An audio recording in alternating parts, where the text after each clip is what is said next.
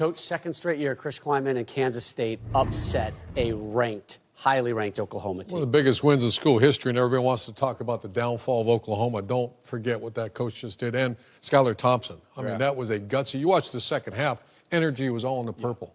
Kansas State had great energy. However, real quickly about Spencer Rattler, how many times can you try to simulate that kind of situation? 50 seconds left, 60 yards to drive, no timeouts. You practice that over and over and over again. Obviously, he failed. He's a redshirt freshman quarterback. I mean, this is the first time Lincoln Riley's had a non-transfer freshman quarterback. Time to go coach him up and get him. I know he will, but I mean, he's in uncharted waters as a coach right now. And that's the thing. We've been so spoiled by the quarterbacks with Baker and Kyler and Jalen Hurts all had experience. I mean, look at Jalen Hurts, won a national championship at Alabama. Now we see a redshirt freshman who's a really talented football player. But for us to sit up here and say, like, he's not going to go through growing pains, that's dumb. I mean, he's going to go through growing pains, and you saw that today. It's not all his fault, though, and I don't want to call out the offensive line, but I'm going to call out the offensive line. I don't think they played very good football today in protecting Spencer Rattler. There were times in this game where he probably got a little bit of happy feet, but he just couldn't get comfortable. And you shout out to Kansas State. They beat the Oklahoma offensive line with just rushing 4 passers. And they made his day back there. He couldn't get settled in. He made some great plays early in the game. They wore that front down.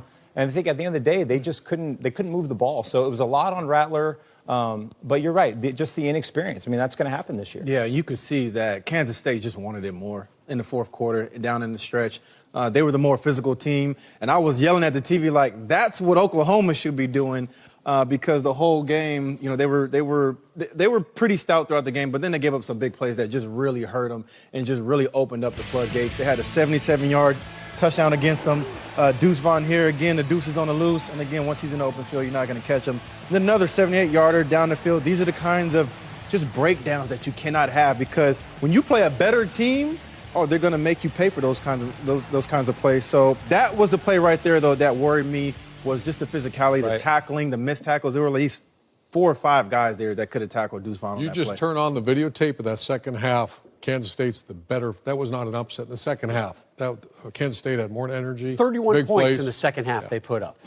Poor tackling, blown coverages, and no takeaways again for this defense. So I know we look at this as an upset for Oklahoma, but this is 2 years in a row now. So I think we got to start giving Kansas State some more credit, like you said, Coach, that Klieman is doing an amazing job down there with that football team. Yep. Real quick, big picture. What does this do to Oklahoma's college football playoff chances? Severely. I mean, I don't think they can make it. I think in a shortened season, you're going to have some COVID issues. There's going to be a couple things show up.